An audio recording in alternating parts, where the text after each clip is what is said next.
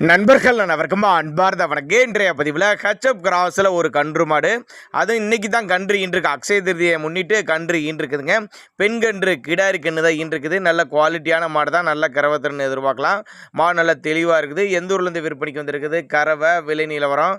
மாடு நல்ல கனமான மாடு தான். 2ஆம் ஈத்து கடைப்பல் முளைப்புன்னு தான் சொல்லியிருக்காங்க. மாடு கன்று ஈன்றுச்சு, இன்றைக்கி தான் கன்று ஈன்றிருக்குது. கிடாரி கன்று பெண் கன்று தான் ஈன்றிருக்குது. எங்கேருந்து போனால் கும்பகோணத்துலேருந்து விற்பனைக்கு வந்திருக்குது. கும்பகோணத்துலேருந்து ஆல் ஓவர் தமிழ்நாடு டிரான்ஸ்போர்ட் வசதி உண்டு. மடிக்கூச்சம் கிடையாது. கறவை காலணிக்க தேவை கிடையாது. எவ்வளோ கறவைப்பா எதிர்பார்க்கலாம் அப்படின்னா, ஒரு 15 லிட்டரு கறவை சொல்லிக் கொடுக்கலாம். 15 லிட்டரு கறவை சொல்லிக் கொடுக்கலாம்னு சொல்லியிருக்காங்க. தண்ணி தீனிக்கு எந்த ஒரு குறைச்சில்ல. பாவன முறை சரியாச்சுன்னா சொன்ன கறவைக்கு மேலே கறவை எதிர்பார்க்கலாம் அப்படின்னு தான் சொல்லியிருக்காங்க.